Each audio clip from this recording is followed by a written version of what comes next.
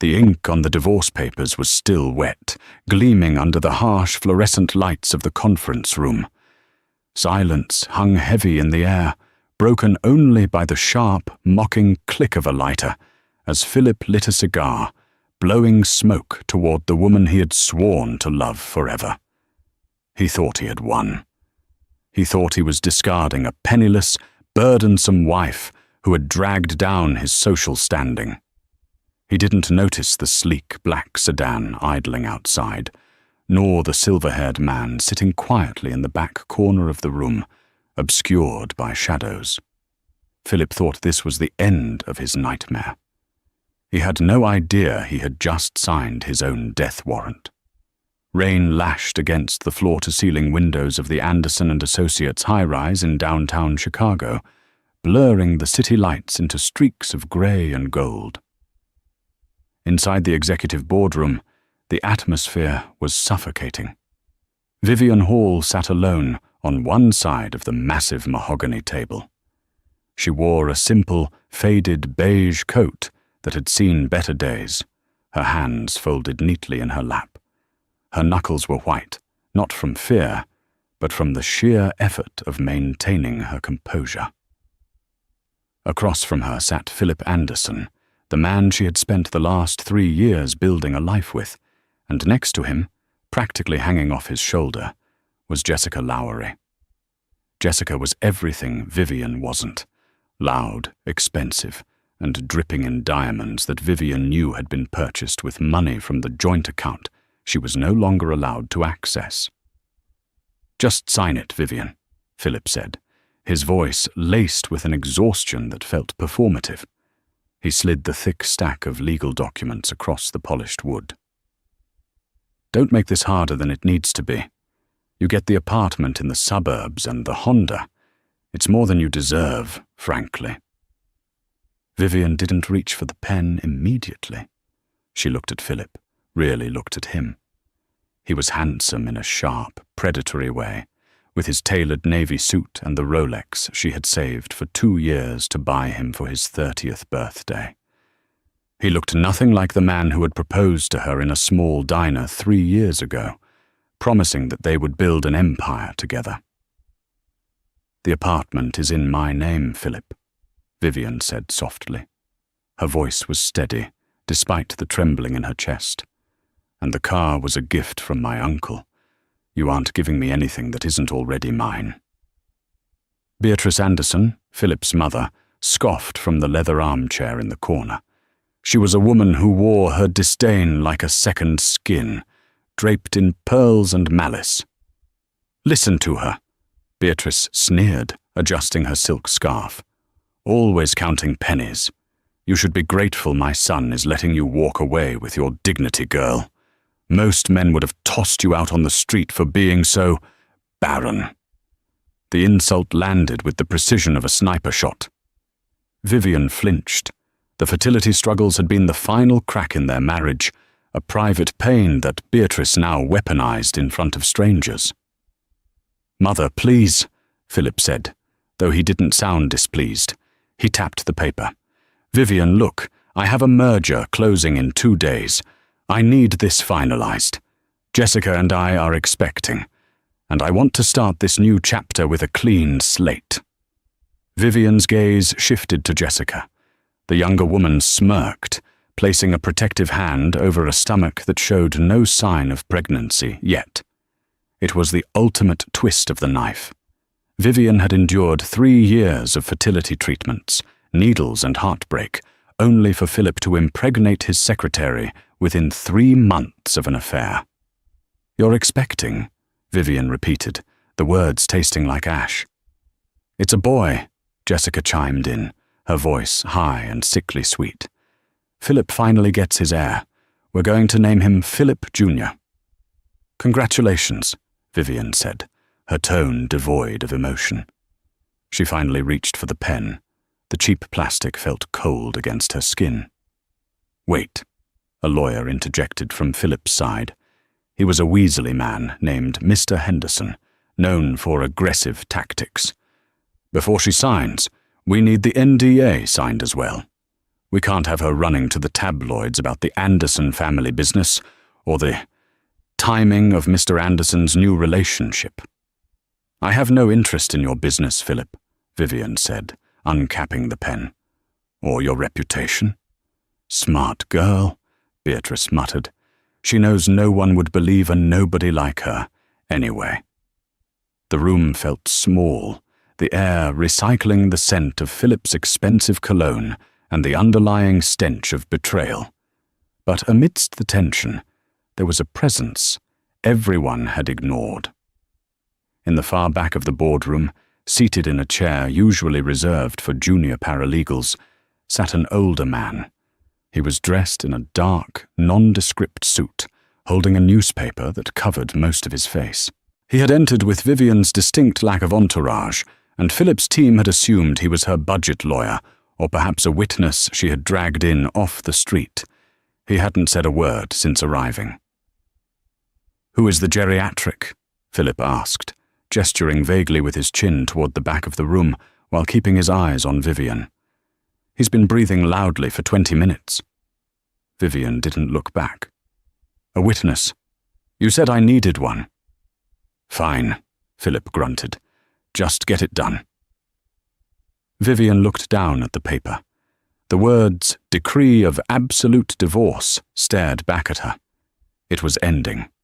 The years of supporting Philip while he finished his MBA, the late nights helping him draft business proposals, the silent endurance of his mother's cruelty, all of it, gone with a signature.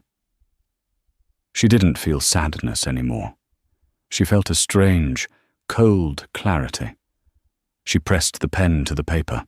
The sound of the nib scratching against the document was the only sound in the room. Vivian Hall. She signed every page, the asset division, the waiver of alimony, the non-disclosure agreement. She signed away her rights to the company she had helped conceptualize. She signed away her claim to the millions Philip had made using her ideas.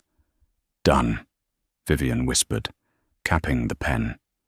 Philip snatched the papers immediately, scanning them to ensure everything was in order. A triumphant grin broke across his face. He stood up, buttoning his jacket. "Finally," he exhaled, turning to Jessica and kissing her forehead. "It's over. We're free." Beatrice clapped her hands together, standing up. "Wonderful. Now, Vivian, I expect you to vacate the premises immediately. Security will escort you out.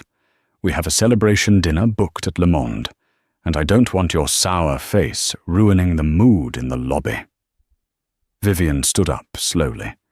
She smoothed the front of her coat. "You won't have to worry about me, Beatrice.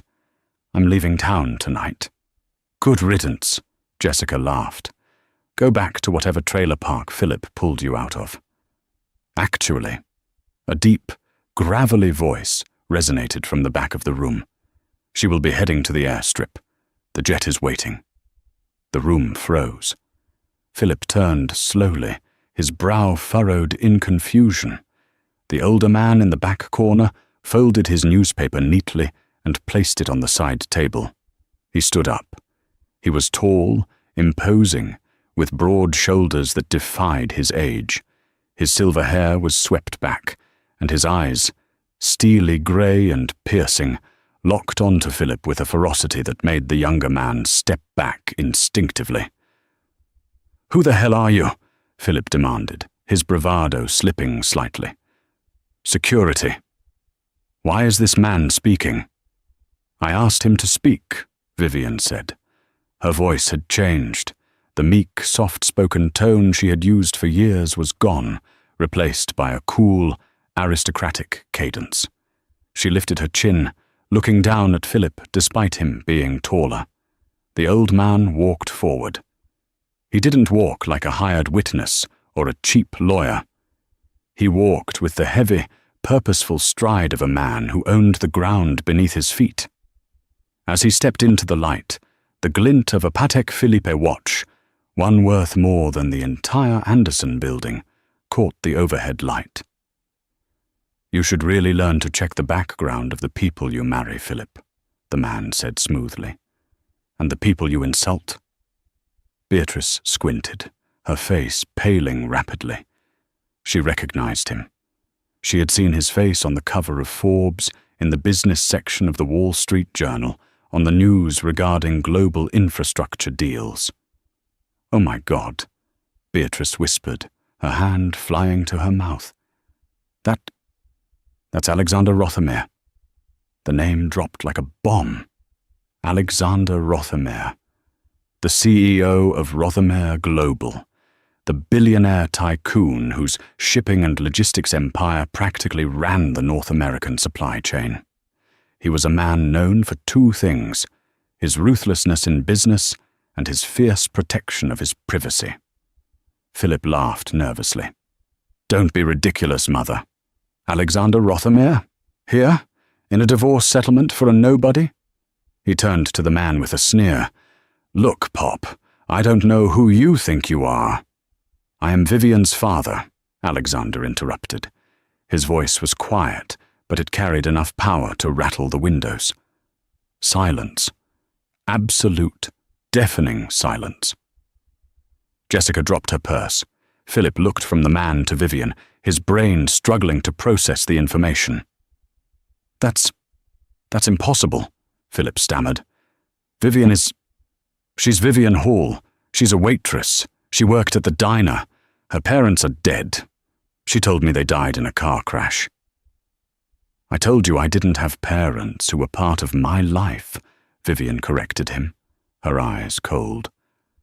"I left home when I was 19 because I wanted to make it on my own. I wanted to see if I could find someone who loved me for me, not for the Rothermere billions. I changed my name to my mother's maiden name, Hall, and I started over." She took a step toward Philip. "And for a while I thought I had found that with you. When we met, you were kind. You were ambitious but humble. But money changed you, Philip. A little bit of success, and you became exactly the kind of man I ran away from." Alexander moved to stand beside his daughter. He placed a hand on her shoulder, a silent show of unbreakable support. "You called her a nobody," Alexander said to Beatrice, his gaze withering. "You mocked her for being barren, when my private doctors have confirmed that the issue likely lies with your son's history of steroid abuse in college. Yes, we have the medical files." Philip turned beet red. That is private medical information." "You just had my daughter sign an NDA to hide your adultery," Alexander countered calmly. "Privacy is a luxury you no longer can afford." "This is a joke," Jessica screeched, though she looked terrified. "If she's so rich, why did she dress like that? Why did she drive that beat-up Honda?" "Because I was testing you," Vivian said. "All of you. When Philip's company hit that financial snag last year, the anonymous angel investor who bailed you out with $2 million? That was me. That was my trust fund." Philip looked like he was going to be sick. The $2 million that had saved Anderson and Associates from bankruptcy. He had assumed it was luck, or some venture capitalist taking a chance. You gave me the money?" Philip whispered. "I believed in you," Vivian said, a hint of sadness finally breaking through her armor. "I thought if I supported you, you would remember the man you used to be. But instead, you used the profits to buy her." She gestured to Jessica, "a condo in Miami."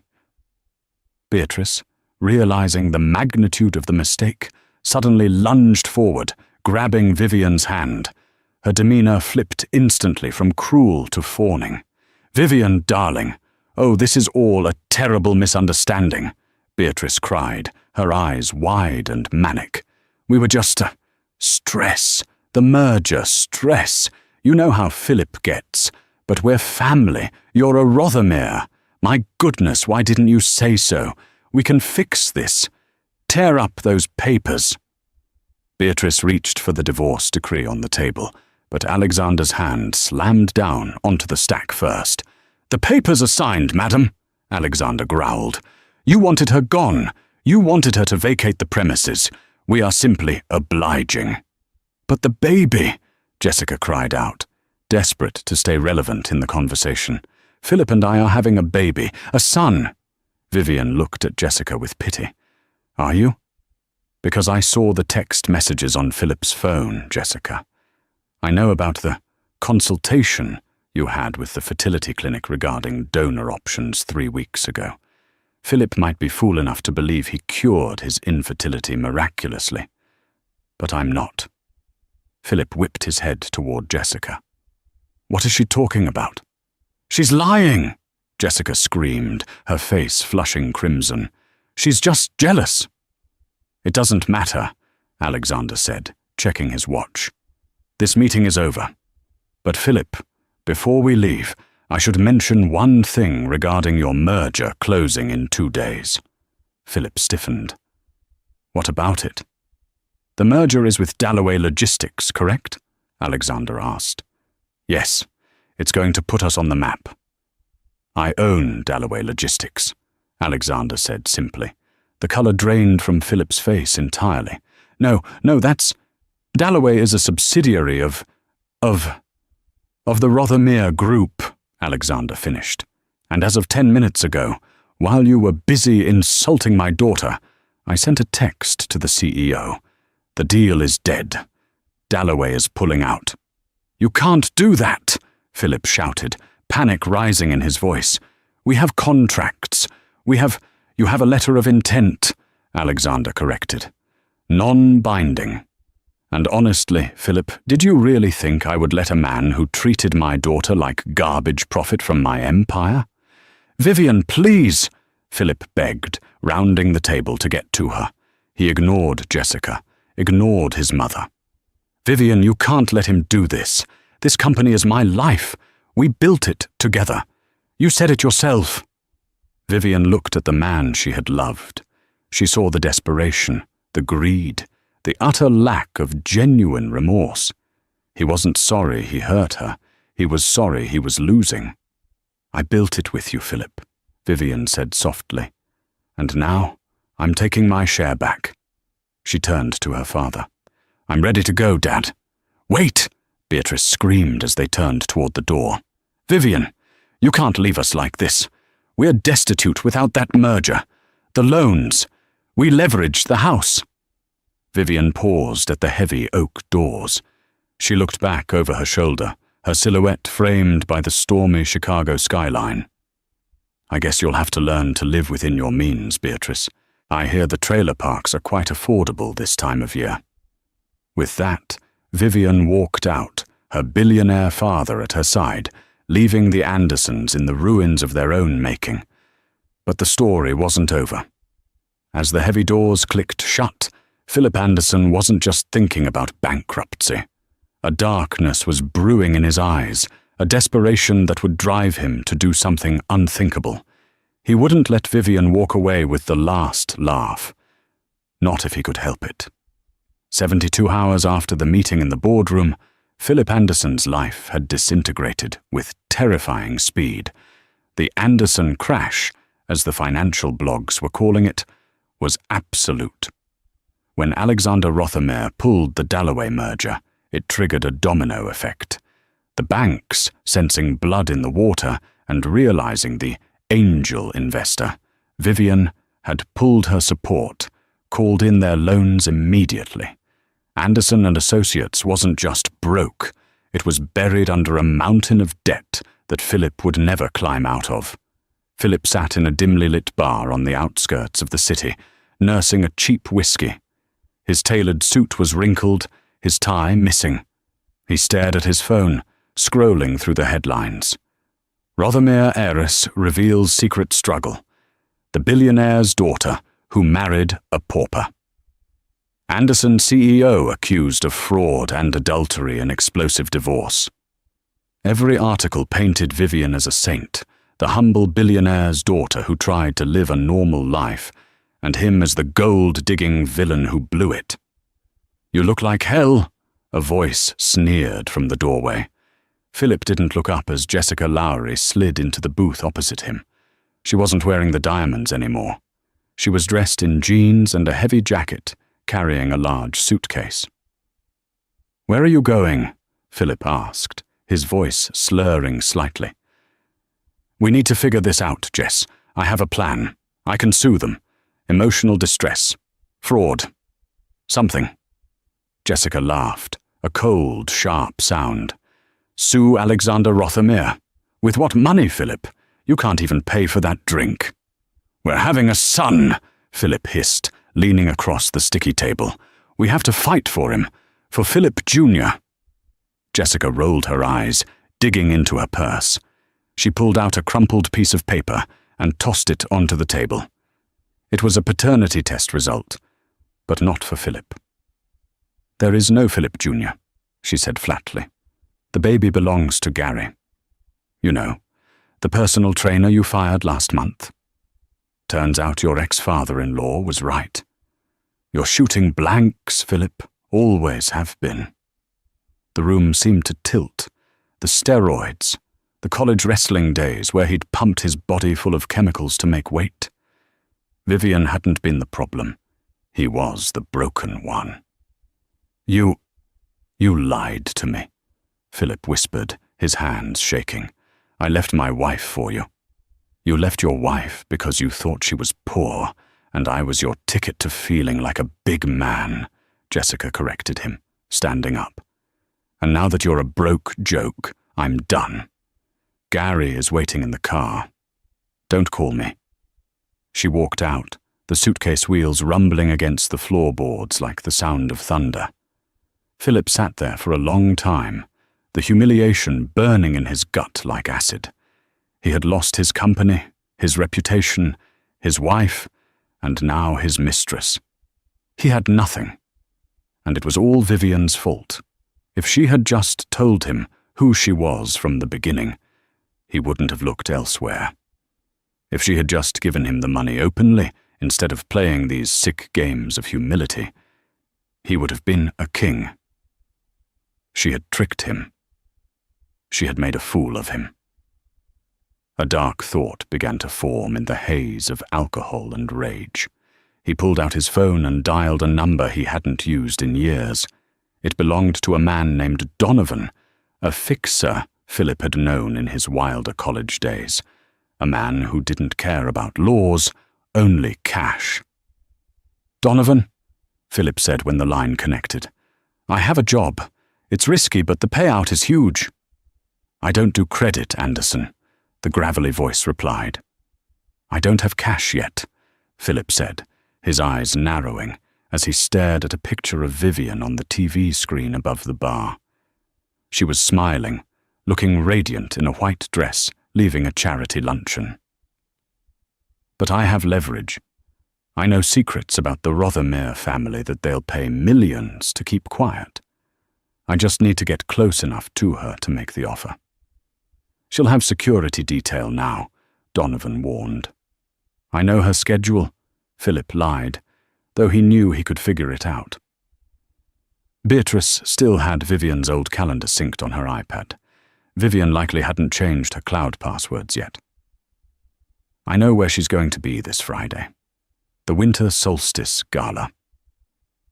"That's a fortress," Donovan said. "Not for me," Philip grinned, a manic, dangerous look in his eyes. "I still have my pass from last year. They haven't updated the vendor list yet. I can get us in." "And then what?" "Then," Philip said, gripping the glass until his knuckles turned white, "we take her. Just for a few hours. Long enough to get Alexander Rothermere to sign a check that will fix everything." It was a desperate, insane plan, but Philip wasn't thinking rationally. He was a drowning man, and he was determined to drag Vivian down into the depths with him. The grand ballroom of the Plaza Hotel was transformed into a winter wonderland. Icicles made of crystal hung from the ceiling, and white roses covered every surface. It was the social event of the season, the Rothermere Winter Solstice Gala. Vivian stood near the champagne fountain, wearing a gown of midnight blue velvet that hugged her figure and trailed elegantly behind her. Diamonds, real Rothermere heirlooms, glittered at her throat. She looked nothing like the woman in the beige coat who had signed the divorce papers just 4 days ago. "You look breathtaking," Alexander said, stepping up beside her. He looked regal in his tuxedo, though his eyes constantly scanned the room, sharp and alert. "I feel like an imposter," Vivian admitted quietly, taking a sip of sparkling water. 3 days ago, I was clipping coupons for pasta sauce. Now I'm wearing a necklace worth more than the entire block I lived on. You are no imposter, Vivian. You are my daughter. This world is your birthright, Alexander said firmly. And you have a good heart. That makes you better than 90% of the people in this room. He leaned in closer, his voice dropping to a whisper. Are you sure you want to go through with this tonight? We can handle him quietly. The police are on standby. Vivian's expression hardened. No, Dad. If we just arrest him, he'll spin it. He'll play the victim. He'll sell stories to the tabloids about how the big bad billionaires crushed him. I need the world to see him for what he really is. I need him to destroy himself. She touched the small pearl brooch pinned to her dress.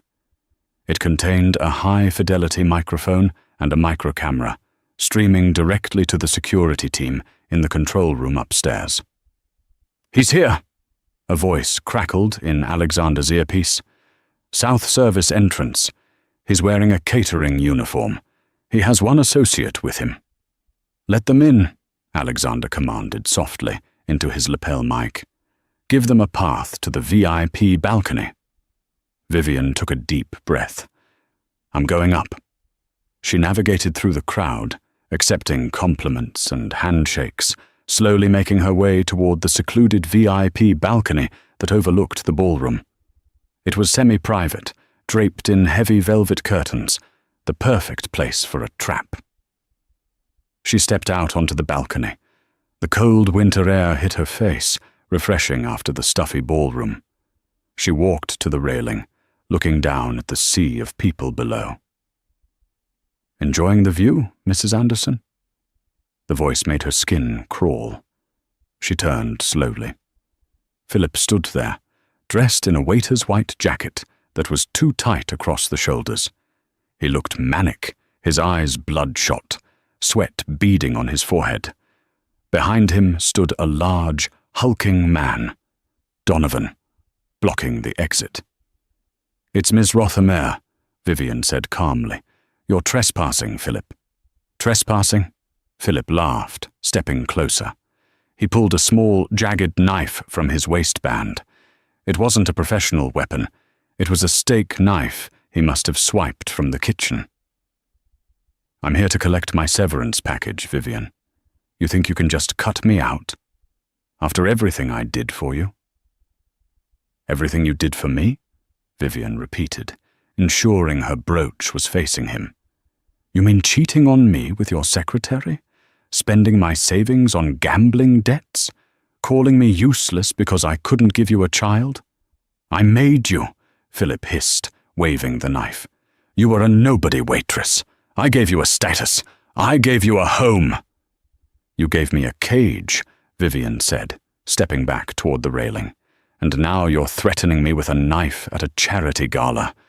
Do you realize how insane you look? I don't care how I look, Philip shouted.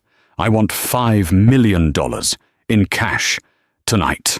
Or I swear to God, Vivian, I will throw you over this railing. Let's see if your daddy can catch you then. Donovan shifted uncomfortably. Hey man, you said no killing. You said just a scare for cash. Shut up, Philip snapped at his hired muscle.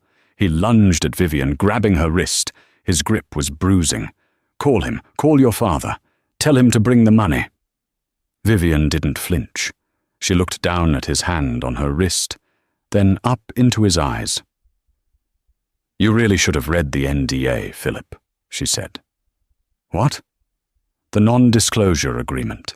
It had a clause about criminal conduct voiding any protections, she said calmly, and smile. Before Philip could process her words, the heavy velvet curtains behind him were ripped open. Bright, blinding lights from professional cameras flooded the balcony. But it wasn't just press. Alexander Rothermere stepped out, flanked by 4 armed security officers and the chief of police.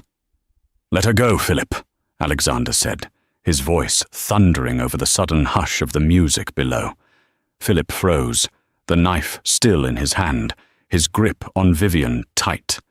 He looked at the cameras, then down at the ballroom floor where hundreds of guests were now looking up, witnessing the scene projected onto the massive event screens that Alexander had hacked into moments ago. Philip's face, contorted in rage, holding a knife to his wife's throat, was broadcast to the entire elite of Chicago. It's not what it looks like," Philip stammered, releasing Vivian as if she burned him. He tried to hide the knife behind his back. "She lured me here. She's crazy." "We have the audio, Mr. Anderson," the police chief said, stepping forward with handcuffs, "and the video. Extortion, assault with a deadly weapon, conspiracy to commit kidnapping. You're going away for a long time." Donovan immediately dropped to his knees, hands behind his head. "I didn't know he had a knife. I'm just the driver." Philip backed up, hitting the railing. He looked at Vivian. He expected to see fear, or perhaps triumph, but all he saw was indifference. She wasn't even looking at him anymore. She was adjusting her bracelet. "Vivian!" Philip choked out, tears of panic finally falling. "Vivian, please! I'm sick. I need help. Don't let them take me. We were in love once."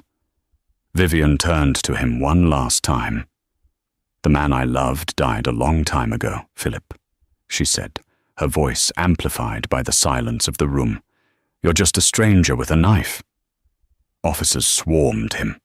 Philip screamed as he was tackled to the ground, the knife skittering across the marble floor. As they dragged him away, kicking and screaming obscenities, Alexander walked over and wrapped his tuxedo jacket around Vivian's shoulders. "Are you all right?" he asked. "I'm fine," Vivian said, watching her ex-husband disappear into the custody of the law. "Actually, I'm better than fine. I'm hungry." "Did they serve the main course yet?" Alexander chuckled, a rare, genuine sound. "I believe they're serving steak, though I suspect Philip won't be enjoying a good meal for quite some time." The threat was gone, but as Vivian looked out over the crowd, she caught the eye of a woman standing in the shadows of the lower level. A woman with red hair and a look of pure, unadulterated hatred. It wasn't Jessica. It was someone from Vivian's past. Someone who knew the real reason Vivian had run away from the Rothermere Empire 10 years ago. Philip was a fool, easily disposed of. But the past wasn't done with Vivian yet. The adrenaline from Philip's arrest began to fade, replaced by a cold, creeping dread. The ballroom was clearing out. Waiters were sweeping up the shattered glass and white rose petals, the party ending in a mix of scandal and excitement. Alexander Rothermere was busy conferring with the police chief near the exit, ensuring the press narrative was tightly controlled. Vivian stood alone near a pillar, clutching the tuxedo jacket tighter around her shoulders. She wasn't looking at the police lights flashing outside. She was looking at the woman walking toward her. Lydia Vance. She hadn't changed in 10 years. She still moved with the predatory grace of a jungle cat, her red hair cascading in perfect waves over a green silk dress that cost more than Philip's entire failed company. Lydia was Vivian's cousin, the daughter of Alexander's estranged sister, and the person responsible for every nightmare Vivian had fled from a decade ago. "Quite the show, Vivi," Lydia drawled, stopping a few feet away. She held a flute of champagne, looking bored. "I have to admit, I didn't think you had it in you. I thought you'd just roll over and cry like you used to." "What are you doing here, Lydia?" Vivian asked, her voice steady, but her heart hammering against her ribs. "You were banned from family events years ago." "The board reinstated me." Lydia smiled, taking a sip. "While you were playing house with that loser in the suburbs, I was busy buying up shares. I'm a majority stakeholder now, darling, which means I'm not just your cousin anymore. I'm your boss."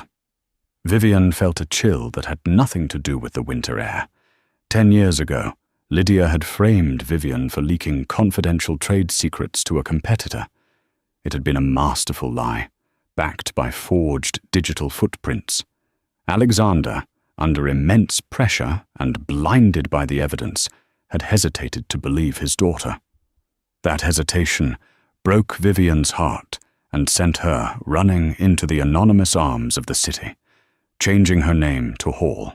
"Dad won't let you near the company," Vivian said. "He knows the truth now. He knows you framed me." "Does he?" Lydia laughed lightly. "Or does he just feel guilty because his little girl ran away? Guilt isn't the same as trust, Vivian. And honestly, look at you.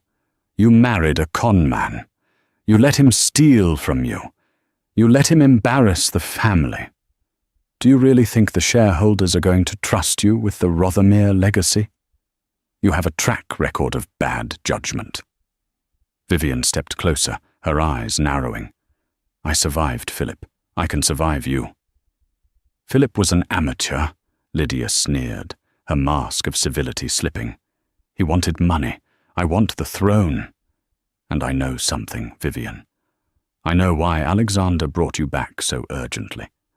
I know what he's hiding in the west wing of the estate." Vivian frowned. "What are you talking about?"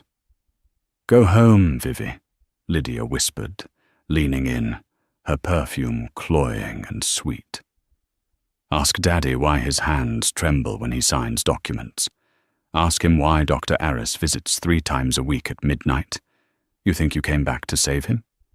You came back to watch him die." Lydia drained her glass and set it on a passing tray. "I'll be seeing you at the board meeting on Monday. I intend to file a motion of incapacity. If you're smart, you'll take your settlement and run away again. You're good at that." Lydia turned and walked away, her heels clicking rhythmically on the marble floor. Vivian watched her go, the words echoing in her mind. "Watch him die." Vivian turned to look at her father across the room. Alexander was standing tall, barking orders at his head of security. He looked invincible, the titan of industry. But then, Vivian saw it. As Alexander reached for a pen to sign a police statement, his right hand spasmed, a subtle, violent tremor. He quickly grabbed his wrist with his other hand, masking the movement, pretending to adjust his cufflink. He looked around nervously to see if anyone had noticed. He was terrified. Vivian felt the floor drop out from under her. Philip had been a distraction. The real war was just beginning, and she was already losing. The drive back to the Rothermere estate was silent. The massive iron gates swung open, revealing the sprawling stone mansion that had been in the family for 4 generations. It stood imposing against the night sky, but to Vivian it suddenly looked like a mausoleum. Inside, the house was quiet. The staff had retired. Alexander headed straight for his study, loosening his tie. "Excellent work tonight, Vivian," he said, his voice jovial but strained. "We controlled the narrative. The stock might dip in the morning due to the scandal, but we'll recover. We always do." "Dad?" Vivian said, standing in the doorway. "Sit down." Alexander paused, his hand hovering over the decanter of scotch. "I'm fine, darling. Just a long night." "I saw your hand, Dad," Vivian said softly. "And I spoke to Lydia." The glass stopper in Alexander's hand slipped. It hit the mahogany desk with a heavy thud, rolling onto the floor. He didn't move to pick it up. The invincible facade crumbled, leaving behind a tired, grey-faced old man. He sank into his leather chair, exhaling a breath he seemed to have been holding for years. "Lydia, she is a viper. You shouldn't listen to her." "She said you're dying," Vivian said, walking into the room. She knelt beside his chair, taking his trembling hand in hers. "Is it true?" Alexander looked at her, his grey eyes wet. "Parkinson's, aggressive, and complications with my heart. Dr. Aris gives me 6 months, maybe a year if I'm lucky." Vivian buried her face in his hand, fighting back tears. This was why he had accepted her back so readily.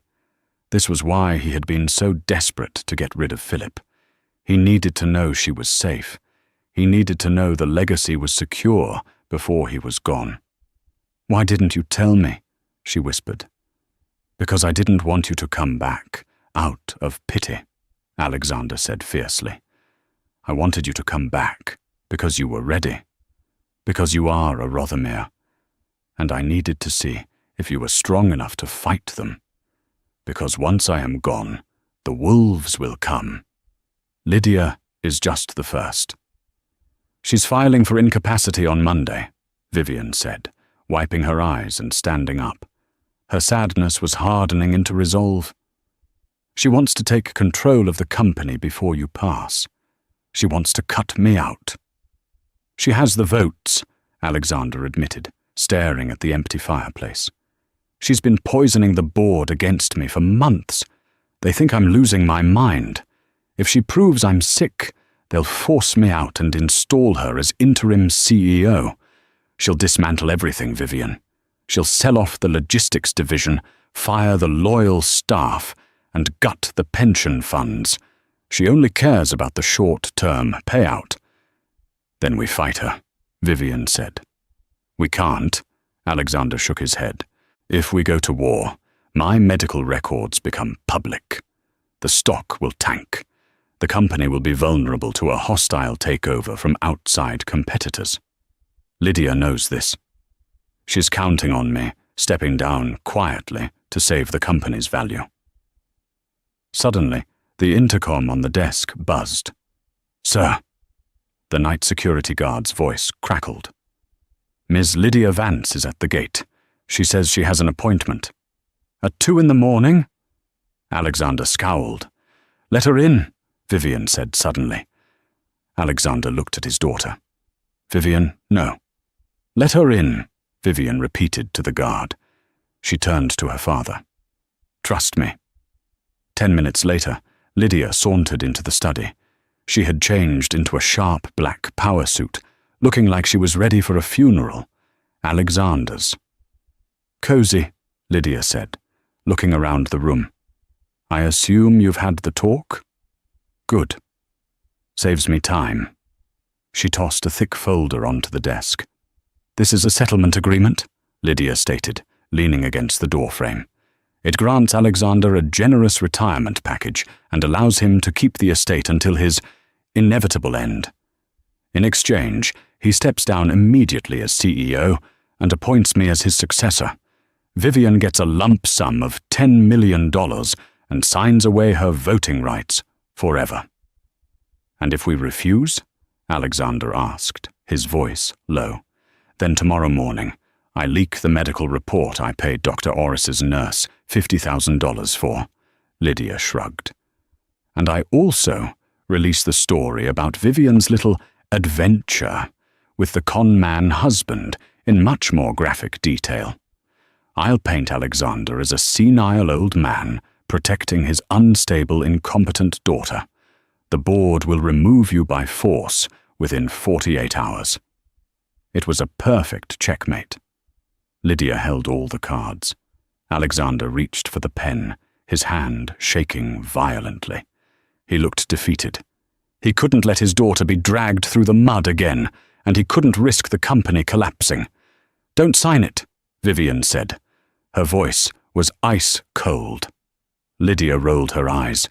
"Oh, honey, don't be dramatic. It's over." "You're right, Lydia. It is over," Vivian said. She walked over to the desk, picked up the folder, and tossed it into the fireplace. Lydia's eyes widened. "You stupid little—" "You made a mistake," Vivian interrupted, stepping into Lydia's personal space. "You assumed that because I lived a simple life for 3 years, I forgot how this family works. You assumed I was soft." Vivian pulled her own phone out of her pocket. "While you were busy bribing nurses and buying shares, you forgot about the Cayman accounts," Vivian said. Lydia froze. The color drained from her face. "What?" "I was the one who managed the private ledger before I left 10 years ago," Vivian lied smoothly. She hadn't managed them, but she knew they existed. She was bluffing, gambling on Lydia's own greed. "And I know that for the last 5 years, you've been funneling Rothermere expansion funds into your own offshore shell companies. Project Hydra, wasn't it?" It was a guess. Hydra was a project name she had seen on a file in Lydia's briefcase earlier at the party, when Lydia bent down. It was a shot in the dark. Lydia's reaction confirmed it. She stopped breathing for a second. "You have no proof," Lydia hissed. "Don't I?" Vivian smiled, tapping her phone. "I had a forensic accountant look into the Dalloway merger, the one you pushed so hard for before my father cancelled it. It turns out you own a stake in Dalloway's parent company. That's insider trading, Lydia. That's embezzlement. That's 15 years in federal prison." Vivian didn't have a forensic accountant. She had nothing. She was using the same tactic she used on Philip, projecting absolute confidence. "If you release those medical records," Vivian continued, her voice dropping to a dangerous whisper, "I send my file to the SEC and the FBI. You won't be CEO. You'll be cellmates with Philip." Silence stretched in the room, thick and heavy. Alexander watched his daughter with awe. He realized he didn't need to protect her. She had become the wolf he needed. Lydia stared at Vivian, searching for a twitch, a sign of a bluff. But Vivian had spent 3 years lying to herself that she was happy. She was an expert at masking the truth. "Fine," Lydia spat, grabbing her purse. "You want the sinking ship? Take it. But when the stock crashes because he dies, don't come crying to me." "Get out," Vivian said. "And Lydia, if you ever set foot on this property again, I'll have the dogs released, and they aren't trained to bark."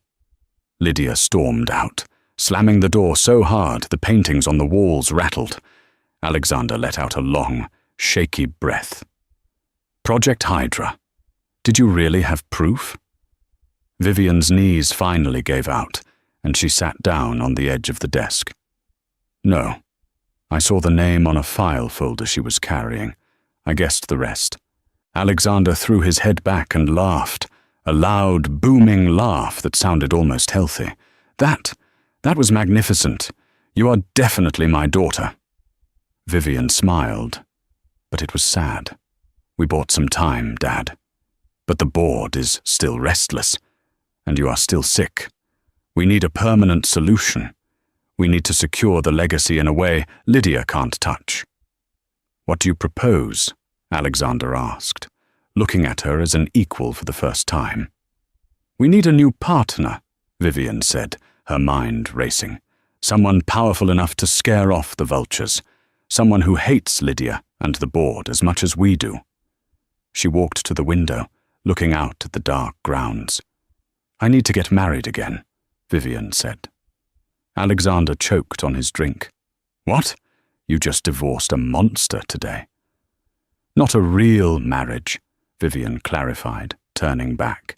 "A business merger disguised as a romance, a strategic alliance.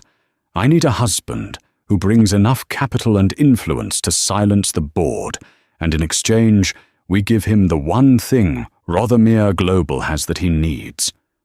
"And who is this mythical man?" Alexander asked skeptically.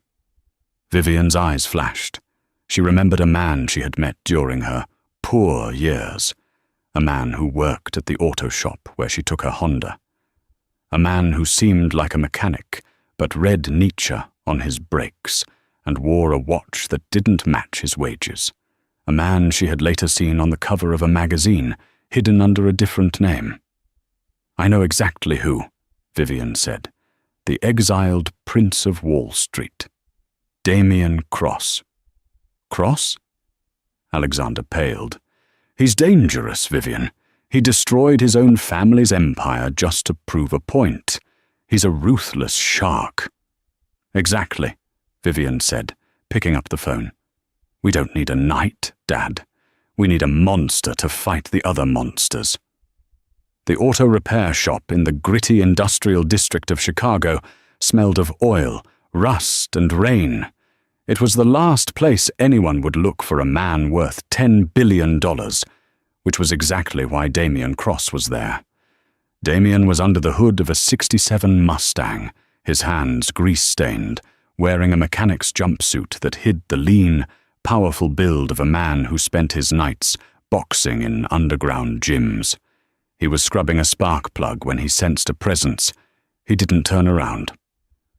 "You're a long way from the Plaza Hotel, Miss Rothermere," Damien said, his voice a low rumble that vibrated in the small garage. Vivian stood near the rolling door, the rain misting her trench coat. She wasn't surprised he knew who she was. Damien Cross knew everything. That was his business. He was the Prince of Wall Street, a man who had been exiled from his family's banking dynasty, only to build his own private equity empire from scratch. He was known for being cold, calculating, and utterly brilliant. "And you're a long way from the penthouse," Vivian replied, stepping inside. "I didn't know you still took shifts here." Damien finally turned. He grabbed a rag, wiping the grease from his hands. His eyes were dark, intelligent, and amused. He recognized her instantly, not just as the heiress from the news, but as the woman with the beat-up Honda who used to come in for oil changes and sit quietly reading paperbacks in the waiting room. He had liked her then. She was the only customer who didn't treat him like unseen labor. "Keeps me grounded," Damien said, leaning against the car. "I hear you had an interesting week. Divorced a fraud, exposed a cousin, and saved a company. Not bad for a nobody." "News travels fast," Vivian said. "In my world, news travels instantly, especially when Lydia Vance starts panic-selling her portfolio," Damien remarked. "She's scared. She knows you blocked her yesterday, but she also knows the board meeting is tomorrow. She's rallying the vultures." "That's why I'm here," Vivian said, walking closer. She didn't flinch under his intense scrutiny. "I have a proposal." Damien raised an eyebrow. "I don't do charity, Vivian, and I don't buy distressed assets unless I can strip them for parts." "I don't want you to buy the company," Vivian said. "I want you to join it, as my husband." The silence in the garage was absolute. The rain drummed rhythmically on the metal roof. Damien stared at her, his expression unreadable. Then a slow, sharp smile cut across his face. "Marriage?" he repeated. "You just got out of a cage, and you want to jump into a shark tank?" "Philip was a leech," Vivian said fiercely. "You are a shark. There's a difference. A leech drains you until you're dead. A shark keeps the other predators away." She laid her terms out clearly. "My father is sick. Lydia is going to use his health to force him out tomorrow. If I walk into that boardroom alone, they'll eat me alive. But if I walk in with Damien Cross, my new husband and strategic partner, they won't dare move against us. Your capital stabilizes the stock. My family's infrastructure expands your logistics reach. We run it together, 50-50. Damien tossed the rag onto the workbench. He walked over to her, stopping inches away. He smelled of motor oil and expensive sandalwood soap. The tension between them wasn't just business, it was electric. "And what happens when the board meeting is over?" Damien asked softly. "Do we shake hands and annul it?" "We stay married," Vivian said, her breath hitching slightly.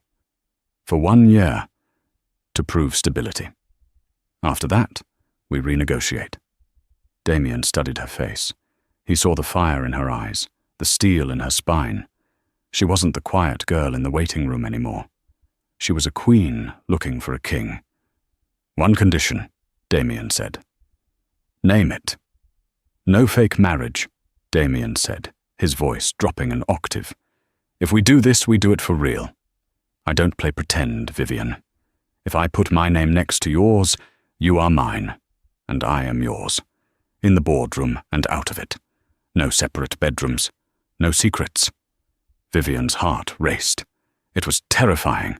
It was dangerous. It was exactly what she needed. "Deal," she whispered. The following morning, the conference room at Rothermere Global was a shark tank.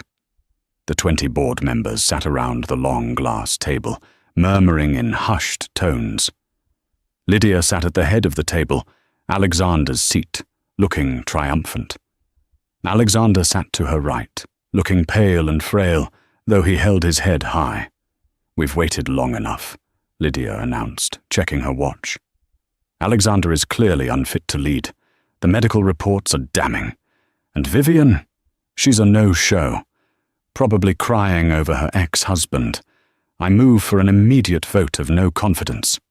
"Seconded," a balding man named Mr. Sterling said quickly. "All in favor?" Lydia asked, raising her hand with a smirk. 12 hands went up. The majority. "Excellent," Lydia gloated. "Alexander, please vacate the chair. Security will Boom! The double doors to the boardroom didn't just open. They were thrown wide. Vivian strode in. She wasn't wearing beige. She was wearing a tailored crimson suit that screamed power. And she wasn't alone. Walking beside her, dressed in a black suit that cost more than the building, was Damien Cross. His hand was firmly on the small of Vivian's back, a possessive, protective gesture. The room gasped. Mr. Sterling dropped his pen. Lydia's smile vanished instantly. "Sorry we're late," Vivian said, her voice ringing clear and confident. "My husband and I were finalizing the paperwork." "Husband?" Lydia choked out, standing up. "What is this? Who is—" She looked at Damien and paled. "Cross?" "Sit down, Lydia," Damien said. He didn't shout, but his voice carried a weight that forced her back into the chair. "And get out of my wife's seat." Damien pulled out the chair at the head of the table for Vivian. She sat down, looking every inch the CEO she was born to be. Damien stood behind her, a dark sentinel. "As of this morning," Vivian addressed the stunned board, "Damien Cross has acquired a 40% stake in Rothermere Global, gifted from my personal trust and my father's holdings. Combined with our existing shares, we now control the majority vote." She slid a file across the table. "Furthermore," Vivian continued, "we are merging Cross Industries with Rothermere Logistics. The stock price has already jumped 15% since the announcement went live 5 minutes ago." The board members frantically checked their tablets. It was true. The market was rallying. The Cross-Rothermere merger was the biggest news of the decade. "This is illegal!" Lydia shrieked, losing her composure entirely. You can't!" "We just did," Damien said calmly. "And regarding the motion of no confidence, I suggest you withdraw it, unless you want me to audit the Project Hydra accounts right now, in front of everyone." Lydia froze. The other board members looked at her with suspicion. They sensed the shift in power. They were sharks, after all, and they knew when a bigger predator had entered the water. "I withdraw the motion," Mr. Sterling stammered. "Congratulations, Mrs. Cross, Mr. Rothermere." Alexander looked up at his daughter and her new husband. He smiled, a genuine, relieved smile. The legacy was safe. Vivian looked at Lydia. "You're fired, Lydia. Security is waiting in the lobby." As Lydia was escorted out, screaming threats that no one listened to, Vivian felt a hand on her shoulder. She looked up into Damien's eyes. There was no mockery there, only respect. "Ready to get to work, Mrs. Cross?" he asked. Vivian smiled, placing her hand over his. For the first time in years, she didn't feel like a victim or a pawn. She felt powerful. "I'm ready," she said.